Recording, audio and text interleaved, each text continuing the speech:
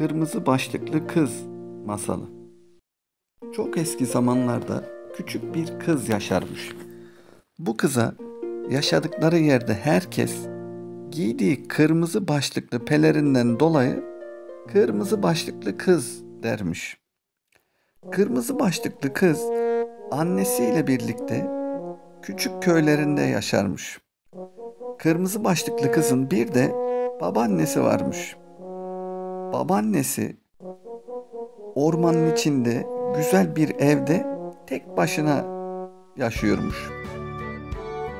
Kırmızı başlıklı kız babaannesini ziyarete gittiğinde babaannesi ona birbirinden güzel masallar ve öyküler anlatır. Onunla birlikte güzel vakit geçirmek kırmızı başlıklı kızın çok hoşuna gidermiş. Kırmızı başlıklı kızın babaannesi bir ara çok hasta olmuş. Küçük kızın annesi de babaanneye iyileşmesi için sebze yemeği ve bol tahıllı ekmek yapmış. Bu yaptıklarını da sepete koyup küçük kızın babaannesine götürmesini istemiş. Kırmızı başlıklı kız da kahvaltısını yapıp annesinin hazırladığı sepeti götürmek için almış. Annesi küçük kızını uğurlarken her zaman gittikleri yoldan gitmesini ve ormanda oyalanmamasını, ayrıca yabancılarla da konuşmamasını söylemiş. Annesinin söylediklerini pek dinlemeyip önemsemeyen kırmızı başlıklı kız sepeti alıp hızlı adımlarla ormana dalmış. Kırmızı başlıklı kız hoplaya zıplaya ormanda ilerlerken kurt onu görüp takip etmiş. Daha sonra kurt bir yolunu bulup küçük kızın önüne çıkmış ve kibar bir şekilde nereye gittiğini, neden gittiğini sormuş. Bizim kırmızı başlıklı küçük kız da annesinin söylediklerini unutup ve bu arada daha önce de hiç kurt görmediği için kurdun da onunla kibar konuşmasından etkilenerek hasta olan babaannesine yiyecek götürdüğünü söylemiş. Kötü kalpli kurt bunları duyunca hemen bir plan yapıp küçük kızdan önce babaannenin evine ulaşıvermiş. Eve ulaşan kurt babaanneyi hasta yatağında tek lokmada mideye indirivermiş. Daha sonra babaannenin kıyafetlerinden giyip kırmızı başlıklı kızı beklemeye başlamış. Çok geçmeden olanlardan haberi olmayan kırmızı başlıklı kız babaannesinin evine ulaşmış ve kapıyı 3 kere çalıp "Babaanneciğim, ben geldim. Kırmızı başlıklı torunun. Sana iyi gelecek yiyecekler getirdim," demiş. Kötü kalpli kurt da babaanne kılığında yattığı yataktan ona içeri girmesini söylemiş. Kırmızı başlıklı kız içeri girince çok şaşırıp sormuş. "Babaanne, senin kulakların neden bu kadar büyük?" demiş. Kurt da "Seni daha iyi duyabilmek için," demiş. Babaannesinin gözlerini fark eden kırmızı başlıklı kız, "Babaanne, senin gözlerin neden bu kadar büyük?" demiş. Kurt cevaplamış, "Seni daha iyi görebilmek için yavrum," demiş. Kurdun konuşması sırasında küçük kız ağzının büyük olduğunu görmüş ve heyecanla sormuş. "Babaanne, senin ağzın neden bu kadar büyük?" demiş. Kurt hemen "Seni daha iyi yiyebilmek için," deyip kırmızı başlıklı kızı tek lokmada midesine indirmiş. Babaanneyi ve torununu midesine indiren kurt yatakta uyuyakalmış. Olaydan kısa bir süre sonra ormanda dolaşan iyi kalpli avcı babaannenin evinin kapısının açık olduğunu görüp şüphelenmiş ve seslenmiş. Ama içeriden ses gelmeyince eve girerek kurdun yatakta yattığını görmüş. Hemen o anda kurdun kocaman karnını gördüğünde karnını açıp babaanneyi ve torunu kırmızı başlıklı kızı oradan çıkarmış. Kurda iyi bir ders olması için de karnına taş koyup onu ormanın uzak bir yerine bırakmış. Kurdun yaptıklarından sonra kırmızı başlıklı kız da bu yaşadıklarından iyi bir ders çıkarıp tanımadığı kişilerle konuşmaması gerektiğini çok iyi öğrenmiş. Bir daha annesinin söylediklerini çok dikkatli bir şekilde dinlemeye ve onlara uymaya karar vermiş. Masalımız da burada bitmiş. Uyuyan Güzel Masalı. Çok eski zamanlarda ülkelerin birinde bir kral ve kraliçe yaşarmış. Kralın bir çocuğu olmuş. Yeni doğan çocuğunun şerefine tüm halka sarayda ziyafet vermiş. Ziyafetten sonra kral çevresindeki insanlara baba olmanın kendisini nasıl mutlu ettiğini, yıllar yılı karısıyla birlikte hep bir çocuk sahibi olmayı düşlediklerini anlatmış. Bundan sonra da konuklar küçük bebeğe hediyelerini sunmuşlar. Herkes hediyelerini verdikten sonra sıra 12 periye gelmiş.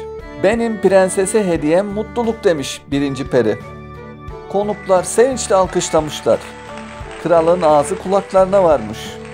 Benim hediyem güzellik demiş ikinci peri de. Benim hediyem akıl demiş üçüncüsü. Böylece 11 peri hediyelerini tek tek vermişler. 12. peri tam hediyesini vermek üzereymiş ki bir gök gürültüsüyle sarsılmış bütün saray. Kapılar ardına kadar açılmış, içeriye yaşlı bir kadın girmiş. Ayaklarını sürüye sürüye yürüyen kadını gören herkes korkudan gözlerini kapatmış. 13. peri diye bağırmışlar. 13. peri korkunç sesiyle "Bana davetiye yok mu kral?" demiş kapıdan. Kral da "Sana davetiye yollamayı unutmuş olmalılar." demiş kemküm ederek. "Hizmetkarlar, sofrada hemen bir yer daha açın. Çabuk!" demiş kral hizmetkarlara. Aslında kral kötü periyi bile bile davet etmemiş. Çünkü sarayda periler için sadece 12 tane altın tabak varmış. O da düşünmüş, taşınmış.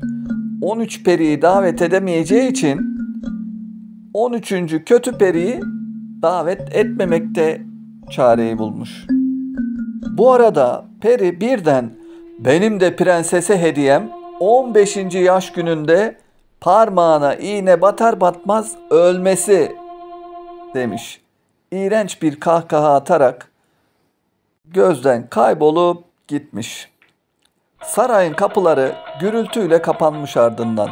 Korkunç bir sessizlik kalmış geriye. Sonra kraliçe ağlamaya başlamış. 12. peri hemen öne atılıp "Ben hediyemi vermedim daha. Kötü büyüyü bozamam belki ama onu değiştirebilirim. Benim hediyem de büyüyü prensesin parmağına iğne battığında ölmesi yerine 100 yıl uyuması şeklinde değiştirmek olsun o zaman" demiş. Yıllar geçmiş aradan. Bizim küçük bebek büyümüş, sağlıklı, mutlu ve akıllı bir genç kız olmuş. Kralla kraliçe kötü büyüyü çoktan unutmuşlar. Zaten ülke içinde ne kadar iğne varsa daha prenses bebekken hepsini toplayıp yok etmişler. Prenses uzun yıllardır güvendeymiş. Fakat tam da 15. yaşına bastığı gün prenses daha önce hiç fark etmediği bir kapı keşfetmiş sarayda.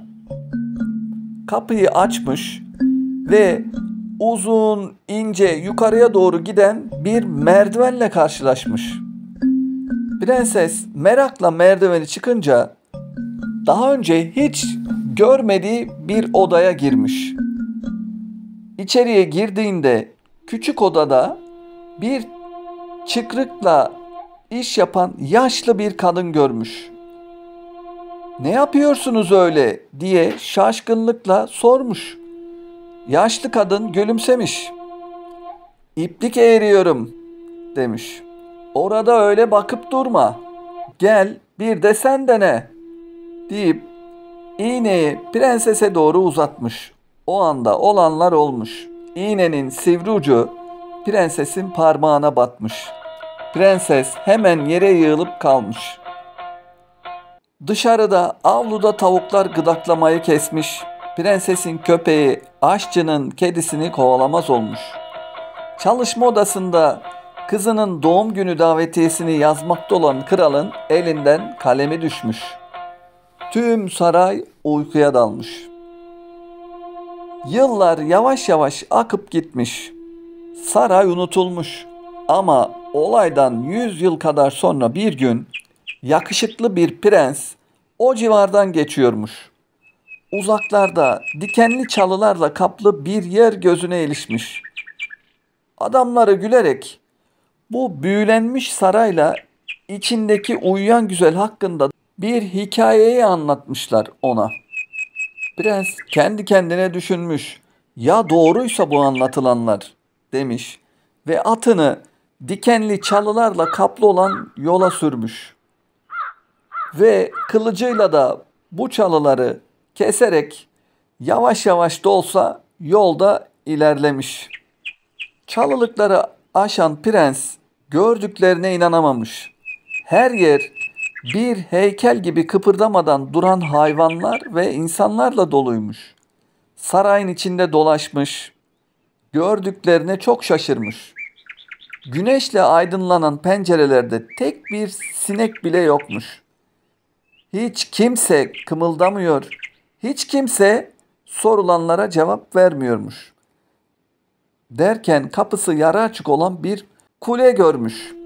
Kuleden içeri girip daracık ve yukarı doğru çıkan merdivenlerden tırmanmış. Prens merdivenlerin bittiği yere geldiğinde kapısı aralık olan bir oda görmüş. Odaya girdiğinde prensesin yerde uyuduğunu fark etmiş. Prens yerde uyuyan prensese "Uyuyan güzel," demiş fısıltılı bir sesle. Kızın güzelliğine dayanamamış, eğilip alnından öpmüş. Prens uyuyan prensesi öper öpmez bizim prenses gözlerini açıvermiş.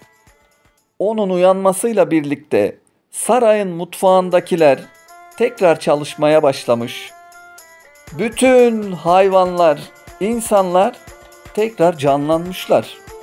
Odasında bulunan kral da tekrar davetiyeyi yazmaya başlamış. Gözlerini açan prenses de karşısında prensi görmüş. 100 yıldan sonra ilk defa dudaklarında bir tebessüm belirmiş. Ve prens prensese sormuş. "Benimle evlenir misin?" Prenses de "Evet," demiş. Kral da bu güzel haberi alınca kraliçe ile birlikte çok sevinmişler. Prens ve prenses evlenmişler ve ömür boyu mutluluk içinde yaşamışlar. Sizler de kralın yaptığı hataya düşmeyin. Bir davet verip insanları davet ediyorsanız çevrenizdeki herkesi ayrım yapmadan çağırın. Bu masalımız da burada bitmiş.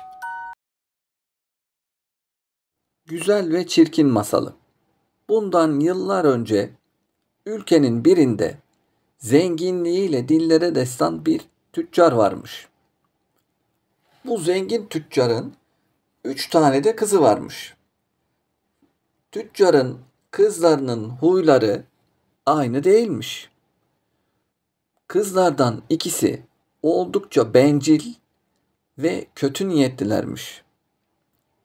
Kızlardan biri ise sarışın, mavi gözlü, güzelliği yanında bir o kadar da iyi kalpli ve yardımsevermiş. Bu nedenle de kızın adı Güzelmiş. Bu zengin tüccarın çok sayıda ticaret yaptığı ticaret gemileri varmış. Ama bir gün adamın gemilerinin hepsi bir bir denizde çıkan fırtınada batmış. Gemileri batan tüccarın tüm zenginliği de kaybolup gitmiş. Tüccarın elinde bir tek kasabadaki küçük bir ev kalmış. Zenginliğin bittiğini öğrenen iki bencil kardeş duruma çok üzülmüşler ve bu üzüntülerinden dolayı da evde iş yapmamaya başlamışlar. Bu küçük evin bütün işlerini Güzel isimli güzel kız yapıyormuş. Günler birbiri ardına sıkıntılı bir şekilde geçerken tüccar gemilerin batmadığını, limana geldiğini haber almış. Hemen bu durumun doğruluğunu öğrenmek amacıyla da limana gitmeye karar vermiş. Yola çıkmadan önce de 3 kızıyla konuşmuş. Onların kendisinden bir isteği olup olmadığını sormuş. Bunun karşılığında da iki bencil kız kendisinden altın, gümüş, elmas takılar istemişler. Rengarenk yepyeni elbiseler istemişler. Bunun üzerine tüccar baba güzel olan kızına dönüp sormuş. "Benden ne istersin kızım?" demiş. Güzel isimli kız ise babasından sadece bir tane gül istediğini söylemiş. Bundan sonra tüccar evden ayrılıp limana doğru yola koyulmuş. Tüccar gerçekten de limanda gemisini bulmuş ve gemisindeki paraların hepsini almış. Ama ne yazık ki bu paraları dolandırıcılara kaptırmış. 5 parasız kalmış bizim tüccar. Dolandırılmasına çok üzülen tüccar evine gitmek için yola koyulmuş. Atına binip ormana doğru yola koyulan adam karanlıkta ve soğukta çaresiz bir şekilde ilerliyormuş. Ormana girdiğinde de hem çaresizlikten hem de yabani hayvanların seslerinden dolayı çok korkan tüccar yine de durmamış, yoluna devam etmiş. Bu şekilde yoluna devam ederken yoluna görkemli bir şato çıkmış. Şatodan çok etkilenen tüccar atından inip pencereden bakmış ama şatoda kimseleri görememiş. Gösterişli eşyaların olduğu şömineli odalara hayran kalmış. Seslenmiş, "Kimse var mı? Ev sahibi," demiş ama hiçbir karşılık gelmemiş. Tüccar kapının açık olduğunu fark edince şatoya girmiş. İçeriye girdiği odadaki masada bulunan yemeği bir güzel yiyip karnını güzelce doyurmuş. Daha sonra da uykusu gelen tüccar orada bulunan yatakta bir güzel uyuyup dinlenmiş. Sabaha kadar güzel bir şekilde uyuyan tüccar sabah dinlenmiş bir şekilde uyanmış. Uyandığında da gözlerine inanamamış. Çünkü akşam yemek yediği masada birbirinden leziz yemekler varmış. Bu masadaki yemeklerle karnını bir güzel doyuran tüccar bu iyiliği kendisine bir perinin yaptığını düşünmüş. Bu iyiliği kendisine yapana teşekkür etmek için şatoda etrafına çok bakınmış ama kimseleri görememiş. Sonunda şatodan ayrılıp kızlarının yanına dönmeye karar vermiş. Şatodan çıkıp bahçenin içinde ilerlerken de bahçedeki güzel güller dikkatini çekmiş. Ve güzel isimli kızının ondan gül istediği aklına gelmiş. Tüccar da oradaki güllerden birisini koparıp almak istemiş. Ve gülleri koparmasıyla etrafta bir gürültü peydah olmuş. Ansızın ortaya çıkan gürültüden çok korkan tüccar ne yapacağını bilememiş. Ve az sonra karşısına neredeyse canavarı andıran bir adam çıkmış. Bu adam tüccara çok kızgınmış. Kendisinin tüccara iyilik yaptığını, ona yemekler yedirdiğini, güzelce yatağında uyuttuğunu ama tüccarın da buna karşılık nankörlük yaptığını söylemiş. Karşısına birden çıkan bu çirkin adamdan ve söylediklerinden çok korkan tüccar adama dönüp kopardığı gülü kızına götürmek istediği için kopardığını söylemiş. Ve çirkin adam tüccarın bu konuşması üzerine şaşırmış. Ve kızgınlığı daha da artmış. Sen benim bahçemdeki gülleri izinsiz koparamazsın demiş. Kendisine yaptığı iyiliklerin karşılığının bu olmaması gerektiğini söylemiş. Bir canavarı andıran çirkin adam en son tüccara bu yaptığının büyük bir cezasının olacağını, eğer kızlarından birisini kendisiyle yaşaması için şatoya yollamazsa 3 ay içinde öleceğini söylemiş. Bizim fakir tüccar da canavara benzeyen bu çirkin adamın söylediklerinden sonra umutsuz bir şekilde eve dönmek için yola koyulmuş. Çünkü kızlarından hiçbirinin bu teklifi kabul etmeyeceğini düşünüyormuş. Saatler süren yolculuktan sonra evine ulaşmış ve başına gelen olayları kızlarına bir bir anlatmış. Babalarının başından geçenlere hiç önem vermeyen iki bencil kız sadece hediye alamadıkları için üzülmüşler. Babalarının yaşadıklarını hiç umursamamışlar.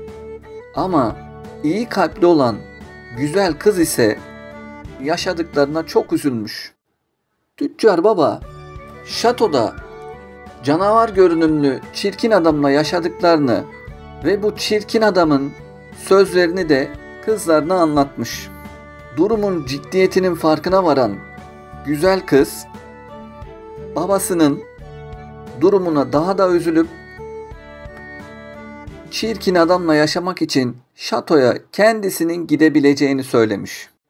Bencil kızlar da elbette güzelin gideceğini, çünkü babasının başlarına gelenin güzele vermek için gül koparmaya çalışmasından olduğunu söylemişler.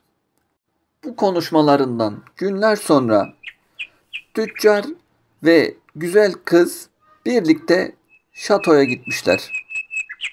Baba kız şatoya gittiklerinde her şeyin 3 ay öncesindeki gibi olduğunu, etrafta yine hiç kimselerin olmadığını görmüşler. Kendileri için hazırlanmış olan masaya oturup bir güzel karınlarını doyurmuşlar.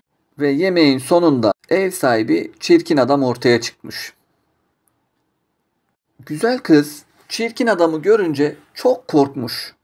Çünkü bu çirkin adam babasının anlattığından da çirkin, neredeyse bir canavar görünümündeymiş.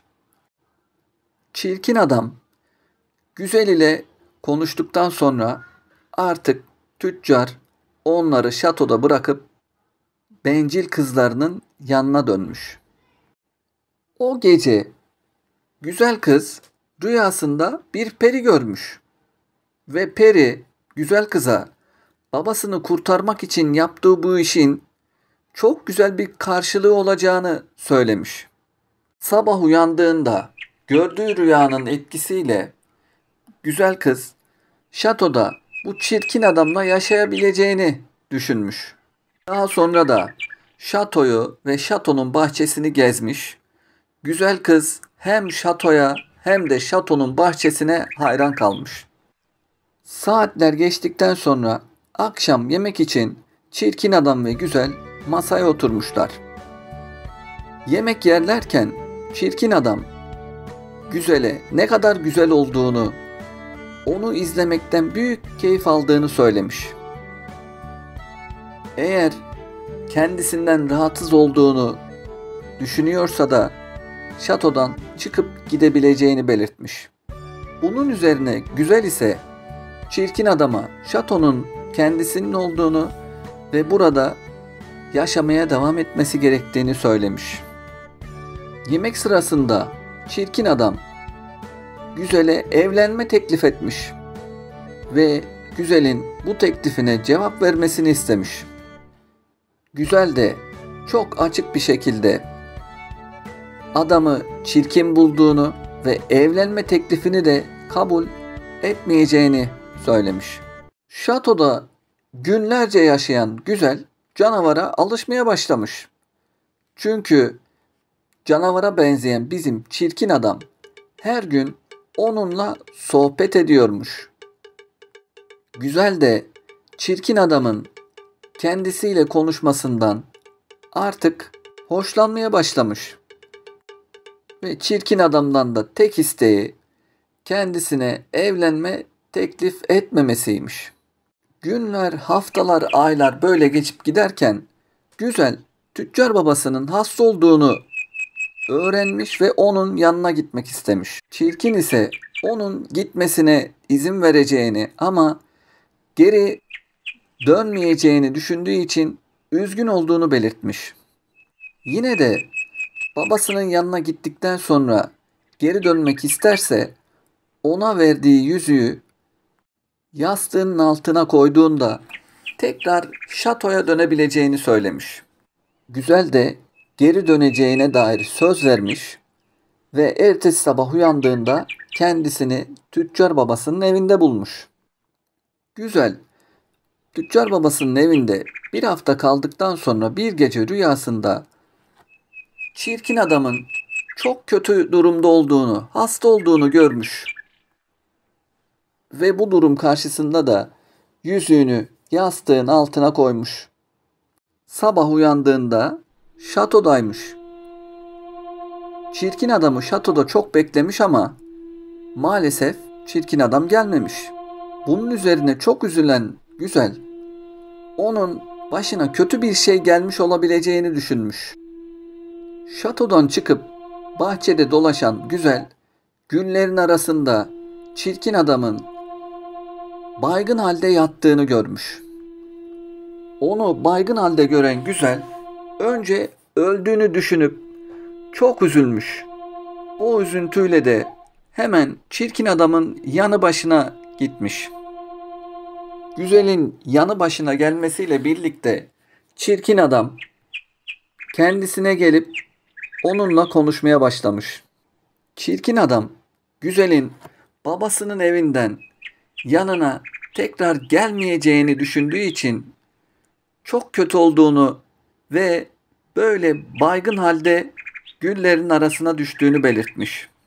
Güzel de bunun üzerine ona "Sen çirkin bir insan olabilirsin ama çok iyi kalpli birisin. Seni sevdiğimi fark ettim ve artık seninle evlenmek istiyorum" demiş. Bunun üzerine de birden çok güzel şeyler olmuş. Ve bizim çirkin adam ortalıktan kaybolmuş. Ve birden yakışıklı mı yakışıklı, güzel bir prens belirmiş. Bizim güzel de bu yabancı kişiyi görünce üzgün bir şekilde ona çirkin adamı istediğini, kendisini tanımadığını, yanından gitmesini istediğini söylemiş.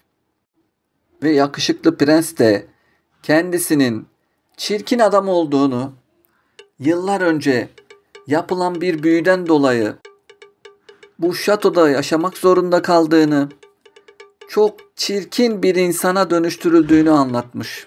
Kendisine yapılan büyünün evlenmeyi kabul etmesiyle de bozulduğunu belirtmiş. Güzel, rüyasında gördüğü perinin bahsettiği ödülü aldığını düşünmüş. Daha sonra yakışıklı prens güzeli ve tüccar babasını alıp kendi ülkesine götürmüş. Prensin ülkesinde güzel ve prens çok güzel bir düğünle evlenmişler ve sonsuza dek mutlu mesut yaşamışlar. Bu masalımız da burada bitmiş. Cinderella masalı. Bir varmış bir yokmuş. Uzak mı uzak diyarların birinde Cinderella adında güzeller güzeli bir kız yaşarmış. Cinderella'nın annesi uzun zaman önce vefat ettiği için onu babası büyütmüş. Cinderella'nın babası bir gün yeniden evlenince bu güzeller güzeli kızın hayatı tamamen değişmiş. Babasının evlendiği kadın iki kızıyla birlikte onların evine yerleşmiş. Üvey anne Cinderella'yı ilk gördüğü andan itibaren hiç sevmemiş. O ve kızları Cinderella'nın güzelliğini ve iyi kalpliliğini çok kıskanıyorlarmış. Cinderella'nın üvey kız kardeşleri de onun kadar güzel değilmiş. Bu nedenle de Cinderella'yı çok kıskanıyorlarmış. Bir gün Cinderella'nın babası bir iş gezisine çıkmış. Üvey anne ve kızları Cinderella'nın hayatını kabusa çevirecek planlarını artık uygulamaya başlayabilirlermiş. Babanın evden gitmesinden cesaret alan üvey anne bir gün Cinderella'ya "Artık senin yerin burası değil. Toplanıp çatı katındaki küçük odana gidiyorsun. Ve bugünden sonra da ev işlerinin hepsini sen yapacaksın," demiş. Ve belirtmiş. Bundan sonra üzerinde iş önlüğü olacak. Başka kıyafet giymeni de istemiyorum, demiş. Annen yoksa kimsen yok dedikleri doğru çıkmış. Cinderella'nın babası uzak yerlere gittiğinde üvey anne Cinderella'nın hayatını bir kabusa çevirmiş. O günden sonra Cinderella çatı katındaki küçük odada kalıyor. Evin bütün işlerini tek başına yapıyormuş. Bu işleri yaptığı yetmiyormuş gibi üvey anne ve üvey kız kardeşlerinden arada azar dişitiyormuş. Yaptığı işleri beğenmiyorlar. Tekrar bulaşıkları yıkamasını, etrafın tozlarının tekrar alınmasını istiyorlarmış. Günler böyle birbiri ardınca geçip gitmiş. Ve bir gün yaşadıkları kasabanın meydanında bir duyuru okunmuş. Duyuruda prensin sarayda bir balo düzenleyeceği ve bu baloya da ülkede yaşayan evlilik çağındaki bütün kızların katılması isteniyormuş. İki üvey kız kardeş bu haberi duyunca çok sevinmişler ve annelerine haber vermişler. Anneleri de balodaki en güzel kızlar sizler olacaksınız. Prens mutlaka ikinizden birini seçmeli. Onun için sizlere çok güzel kıyafetler alalım, demiş. Kızlardan biri, eğer birimiz prensle evlenirsek bundan sonraki hayatımızda sarayda çok zengin bir hayat sürer, mutlu oluruz, demiş. Bu konuşmadan sonra üvey anne ve kızları evden çıkıp gitmişler. Cinderella bütün konuşulanları duymuş ama üzülmekten başka bir şey yapamamış. Günler boyu süren balo hazırlıklarının sonunda üvey kız kardeş kendilerine elbiseler diktirmişler ve sık sık aynanın karşısına geçip yeni kıyafetlerini giyip en güzel biz olacağız, prens ikimizden birini seçecek diyorlarmış. Sonunda balo günü gelmiş çatmış. Sabah erkenden kalkan sevimsiz iki üvey kız kardeş Cinderella'yı yatağından bağıra çağıra uyandırıp banyoyu hazırlayıp hemen kahvaltı için hazırlıklara başlamasını söylemişler. Kahvaltıdan sonra da neredeyse bütün gün boyunca Cinderella üvey kız kardeşlerinin hazırlanmasına yardım etmiş.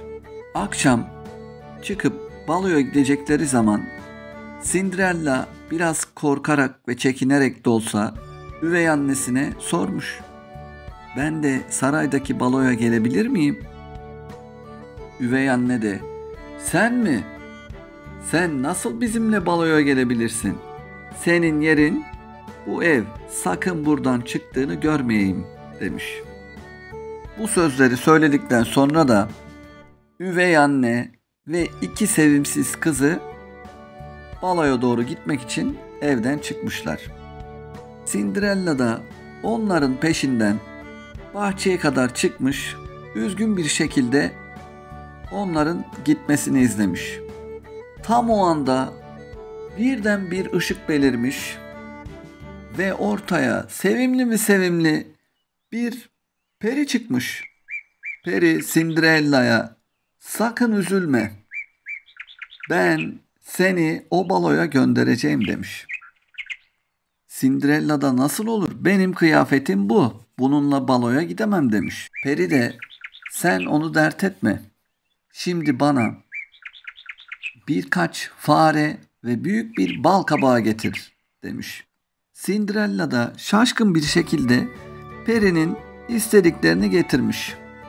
Peri bal kabağını çok güzel bir faytona, farelerden birini arabacıya, diğerlerini de bembeyaz atlara dönüştürmüş.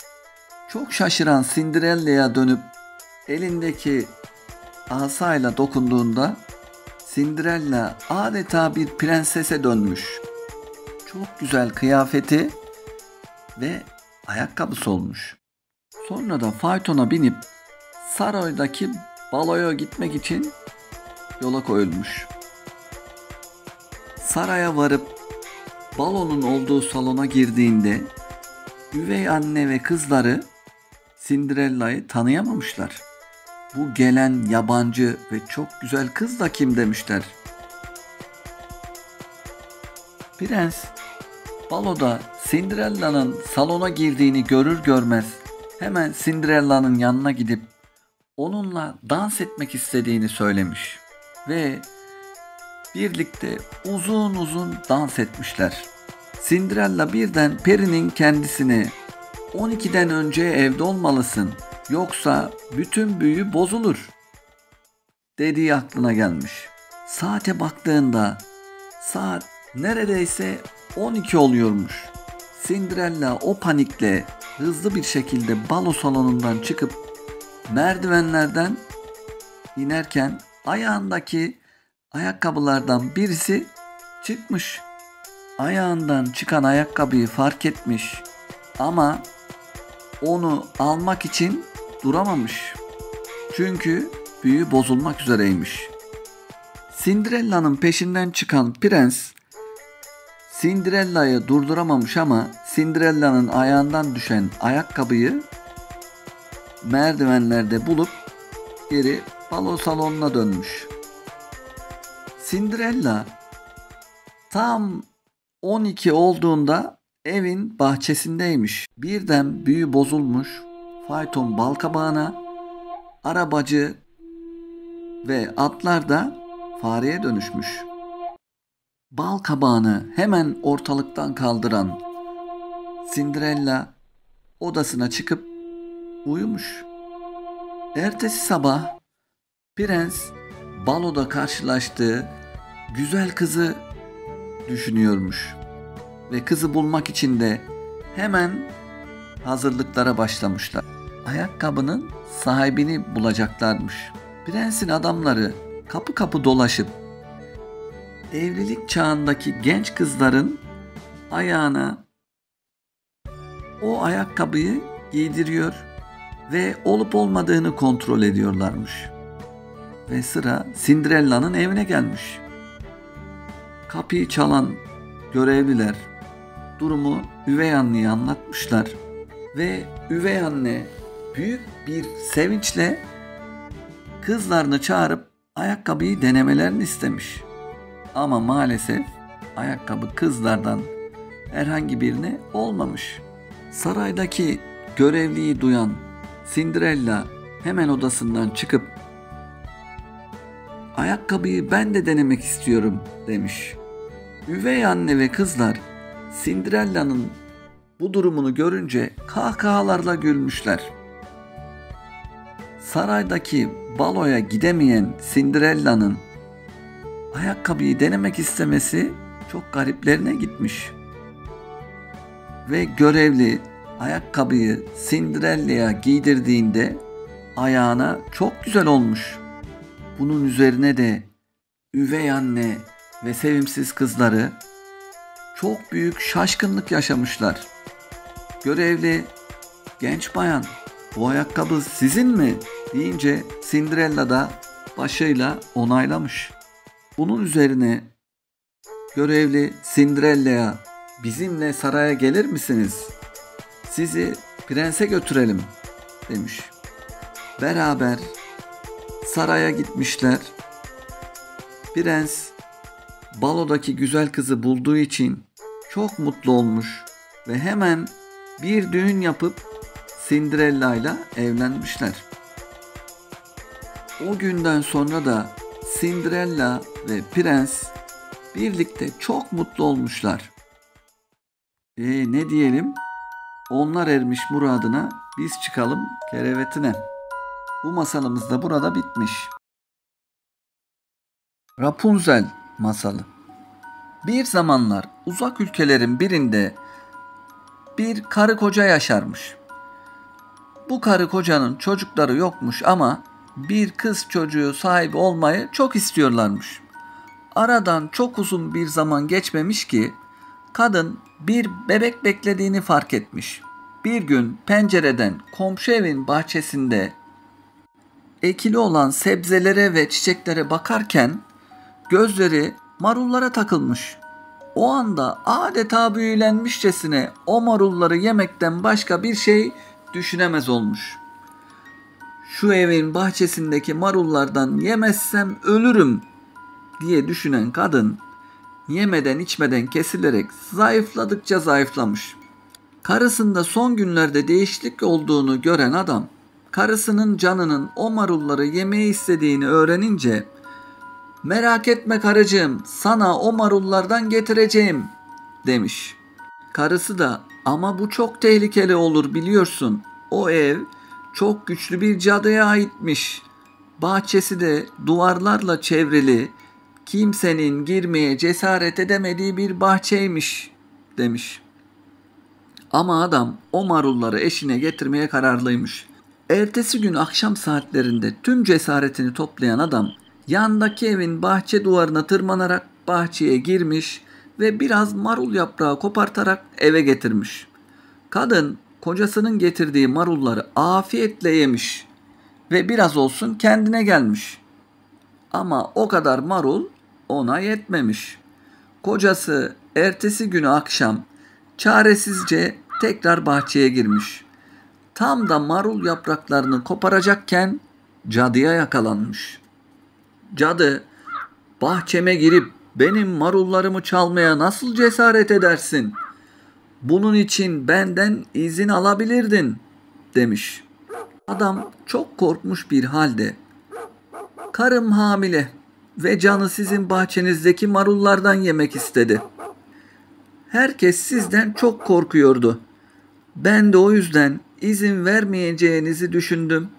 Lütfen beni affedin" demiş.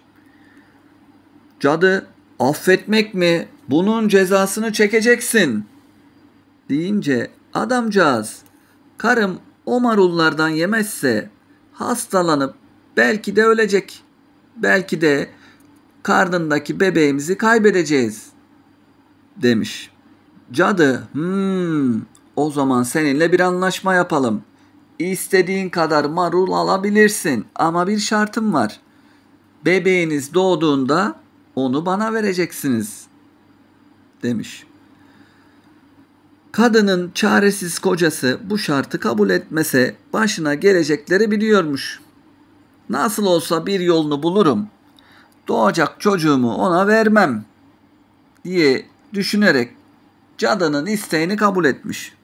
Aradan birkaç ay gibi bir süre geçtikten sonra ailenin güzel mi güzel bir kız bebekleri olmuş. Onun adını da Rapunzel koymuşlar. Aradan birkaç yıl geçtikten sonra adamın çocuğu getirmediğini gören cadı hemen onların evine giderek Rapunzel'i aileden zorla almış. Çaresiz kalan aile korkudan ne yapacaklarını bilememiş. Cadı Rapunzel'i bir ormanın ortasında yüksek bir kuleye yerleştirerek ona çok iyi bakmış. Rapunzel 18 yaşına gelince dünyalar güzeli, sapsarı saçları olan bir kız olmuş. Ve Rapunzel'in bulunduğu bu kulenin de hiç merdiveni yokmuş. Sadece tepesinde küçük bir penceresi varmış. İşte bu yüzden cadı kuleye her gittiğinde aşağıdan seslenirmiş. Rapunzel, Rapunzel, uzat altın sarısı saçlarını, ben geldim dermiş. Rapunzel de uzun örgülü saçlarını pencereden uzatır. Cadı onun saçlarına tutuna tutuna kuleye tırmanırmış. Günlerden bir gün avlanmak için ormanda dolaşan bir prens, şarkı söyleyen Rapunzel'in sesini duymuş. Ne kadar da güzel bir ses bu diye düşünerek hemen atını sesin geldiği yöne doğru sürmüş. Rapunzel'in yaşadığı kulenin önüne varınca kuleye tırmanmak için etrafına bakınmış. Ne merdiven ne de başka bir şey varmış. O güzel sesin büyüsüne kapılan prens her gün kulenin altına gelip yukarı çıkmak için çareler düşünmeye başlamış. Bir akşam yine kuleye yaklaşırken uzaktan kulenin altında bekleyen cadıyı fark etmiş. Cadı, Rapunzel, Rapunzel, uzat altın sarısı saçlarını, ben geldim deyince kız altın sarısı saçlarını aşağıya uzatmış ve cadı yukarı tırmanmış. Bunu gören prens ertesi gün hava kararırken kulenin altına giderek etrafa bakınmış. Kimse olmadığından emin olduktan sonra sesini değiştirerek Rapunzel, Rapunzel, uzat altın sarısı saçlarını, ben geldim demiş. Kız saçlarını aşağı bırakmış, o saçlara tutunan prens kuleye çıkmış. Güzel kız karşısında ilk kez annesi sandığı cadıdan başka bir insan görünce önce biraz korkmuş, sonra da prense sen benim annem değilsin, neden geldin ki buraya demiş. Prens de benden korkmanız için hiçbir neden yok. Şarkı söylediğinizi duydum ve sesinize aşık oldum. Sesin sahibini görmek istedim demiş. Prensin sözleri Rapunzel'in çok hoşuna gitmiş. O andan itibaren artık ondan korkmuyormuş. O günden sonra prens her gün kuleye çıkıyor, Rapunzel'i hiç yalnız bırakmıyormuş. Bir gün aşık olduğu altın saçlı kıza evlenme teklif etmeye karar vermiş. Prens, benimle evlenir misiniz demiş. Rapunzel utanarak da olsa yakışıklı prensin teklifini kabul etmiş. Ancak o yüksek kuleden nasıl aşağı ineceklerini bilmiyorlarmış. O anda prensin aklına parlak bir fikir gelmiş.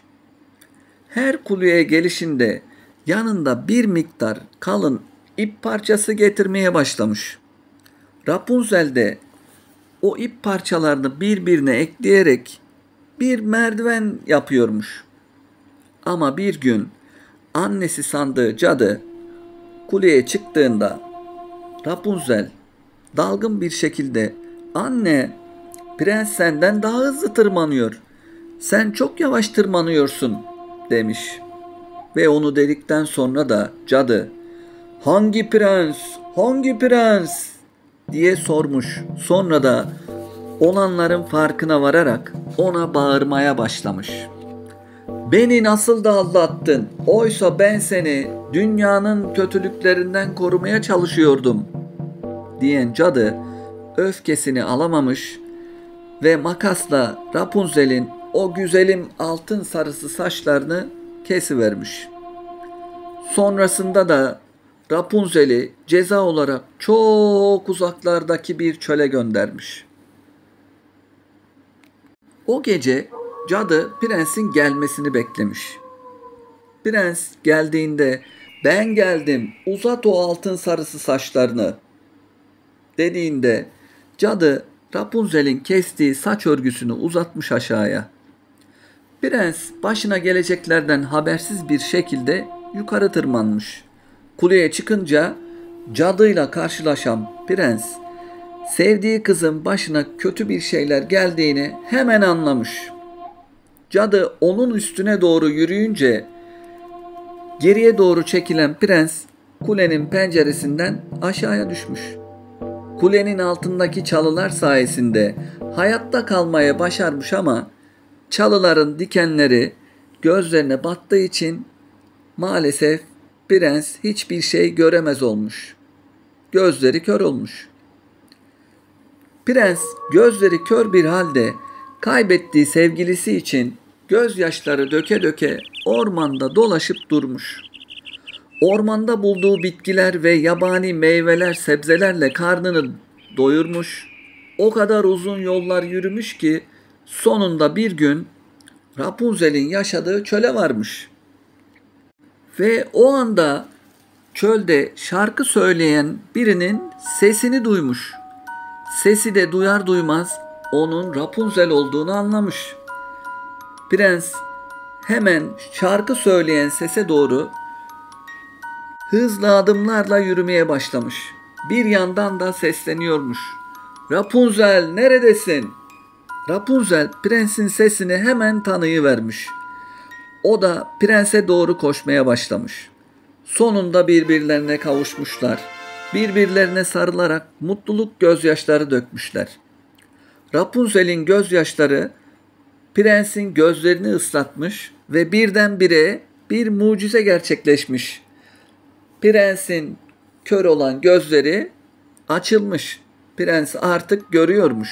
İkisi sevinçle yola koyulmuşlar ve prensin ülkesine gitmişler. Oradaki halk onları sevinçle karşılamış. Prens ve Rapunzel hemen evlenmişler. Güzel bir sarayda yaşamaya başlamışlar. Ve bir ömür boyu mutlu olmuşlar. Bu masalımız da burada bitmiş. Pamuk Prenses ve Yedi Cüceler. Çok eski zamanlarda, geçmiş zamanların birinde, uzak ülkelerin birinin başında iyi kalpli bir kral ve onun güzeller güzeli, iyi kalpli bir eşi varmış. Bu çiftin tek istekleri bir çocuklarının olmasıymış. Çünkü maalesef uzun yıllardır evli olmalarına rağmen bir çocukları olmamış. Bir gün güzel kraliçe odasında nakış işliyormuş kumaşa. O sırada eline nakış iğnesi batmış ve elinden akan kan kumaşa damlamış. Kraliçenin aklına o an dilekte bulunmak gelmiş ve bizim iyi kalpli kraliçe bembeyaz tene sahip, simsiyah saçlı ve dünyalar güzeli olan bir kızının olmasını istemiş. Bu olaydan aylar sonra kraliçenin dileği gerçek olmuş ve kraliçe doğum yapmış. Aynı dileğinde olduğu gibi bembeyaz tenli, simsiyah saçı olan güzel bir kız çocuğu doğurmuş. Bu kız çocuğunun adına da Pamuk Prenses demişler.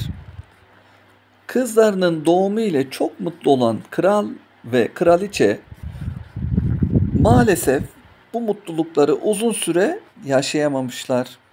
Çünkü bizim iyi kalpli kraliçemiz yakalandığı kötü bir hastalıktan dolayı kısa sürede hayatını kaybetmiş. Karısının ölümüne çok üzülen kral, küçük kızının olmasından dolayı küçük kızının bakılması için hemen bir evlilik yapmış. Ve evlendiği kişi tabii ki yeni kraliçe olmuş. Yeni kraliçe çok güzelmiş ancak bunun yanında büyük de bir kibiri varmış.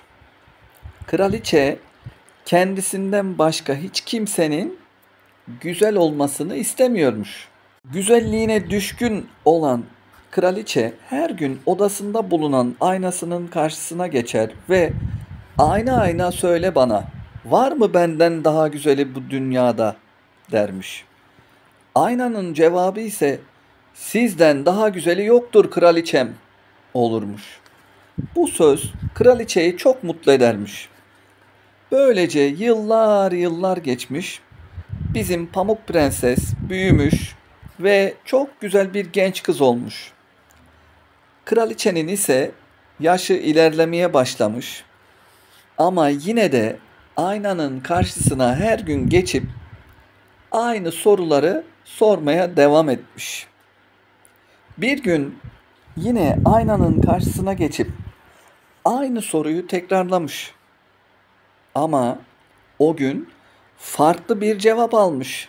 Ayna kraliçenin sorusuna "Siz de güzelsiniz ama Pamuk Prenses sizden daha güzel" diye cevap vermiş. Bunun üzerine kraliçe küplere binmiş, çok sinirlenmiş. Çünkü kimsenin kendinden daha güzel olmaya hakkı yokmuş. Bunun üzerine çok düşünmüş ve prensesi yok edebilirse en güzelin yine kendisi olacağını düşünmüş. Hemen bunun için bir plan yapmış. Planını gerçekleştirmek için bir avcı bulmuş ve ondan prensesi ormana götürerek öldürmesini söylemiş. Ayrıca avcıdan prensesi öldürdüğüne kanıt olarak ciğerini ve kalbini getirmesini söylemiş. Avcı Pamuk Prenses'i ormana götürmüş ancak onun hem güzel olması hem de ağlaması avcıyı çok etkilemiş. Bunun üzerine avcı Pamuk Prenses'i öldürmekten vazgeçip ona üvey annesinin yaptığı planı bir bir anlatmış ve Pamuk Prenses'in kaçıp gitmesini söylemiş. Pamuk Prenses kaçıp giderken bizim avcı da kraliçeye prensesi öldürdüğünü kanıtlamak için ormanda bir hayvan öldürmüş ve onun kalbiyle ciğerini alıp kötü kraliçeye götürmüş. Kraliçe Pamuk Prenses'ten kurtulduğunu sanıp ve tek güzelin kendisi kaldığını düşünüp mutlu olmuş.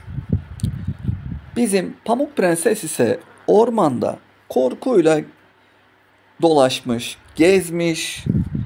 En son ağaçların arasında şirin mi şirin bir ev çıkmış karşısına. Evin sahiplerinden yardım isteyeceğini düşünerek kapıyı çalmış ancak kapıyı kimse açmamış.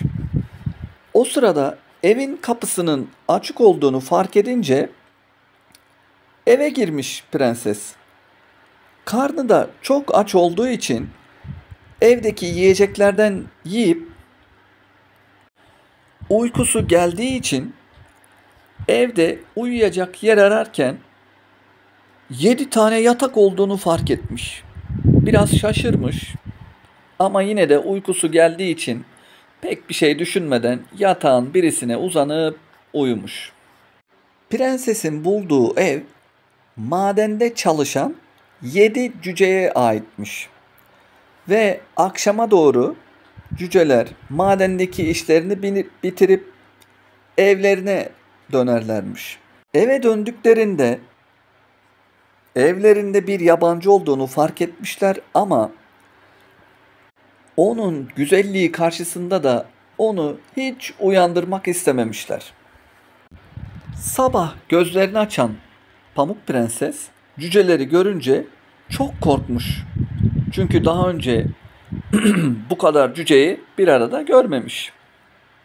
Ama cüceler bizim Pamuk Prenses'le konuştuklarında Pamuk Prenses'in bütün korkusu geçmiş ve cücelerden evlerinde kalması için izin istemiş. 7 cüce kendi aralarında küçük bir toplantı yapmışlar ve Pamuk Prenses'in evlerinde kalmalarına izin vermişler. Artık Pamuk Prenses bu 7 cücenin evinde kalacak ve onların evini temizleyecek, çamaşırlarını yıkayacak ve birbirinden güzel, leziz yemekler yapacakmış.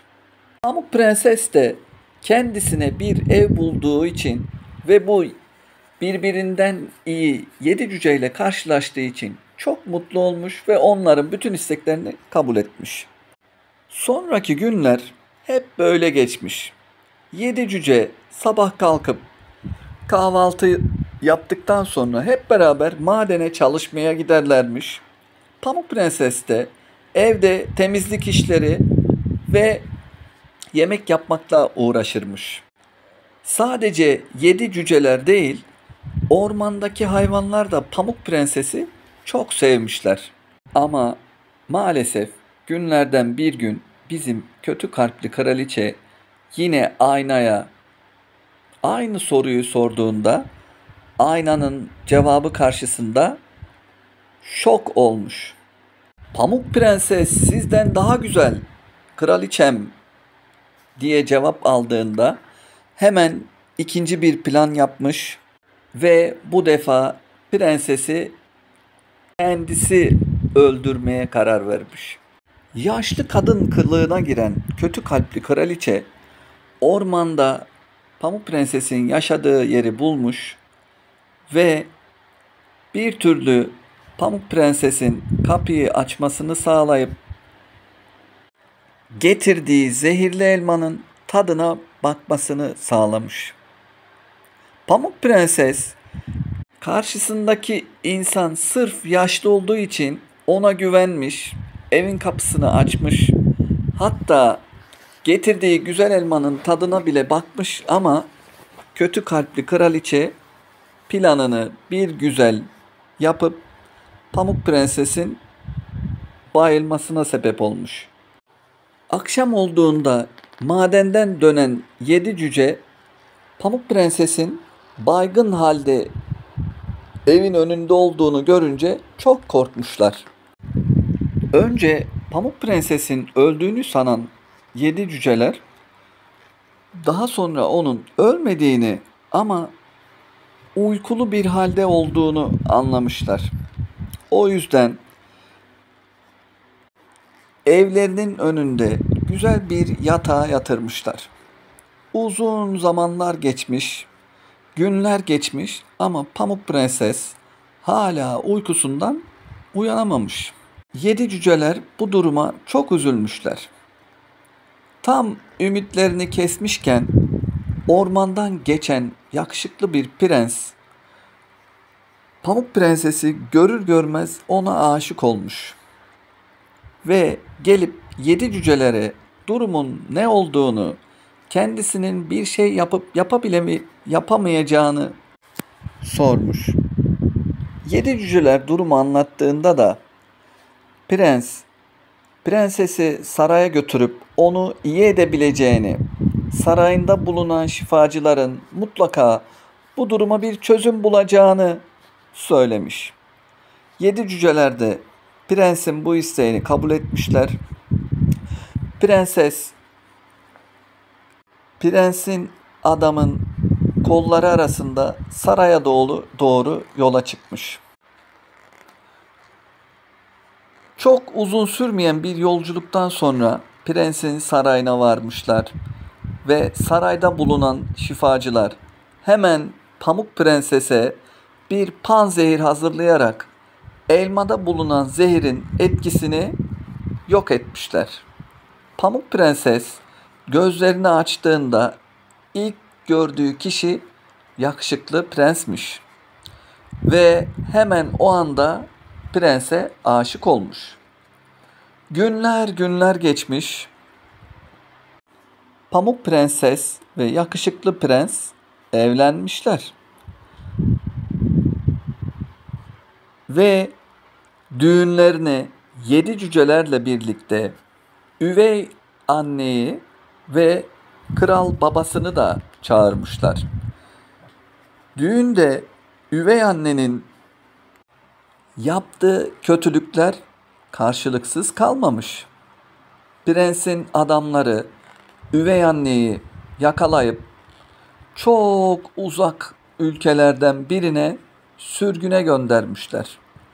O günden sonra da Kral Baba, Pamuk Prenses ve Yakışıklı Prens ile beraber 7 cüceler mutlu mesut bir hayat yaşamışlar. Keşke gerçek hayatımızda da kötü insanlar yaptıkları kötülüklerin sonucunu hep görseler. Masalımız burada bitmiş. Gökten 3 elma düşmüş. Birisi masalı dinleyenlere, birisi güzeller güzeli, iyi kalpli Pamuk Prenses'e, biri de masalı anlatana.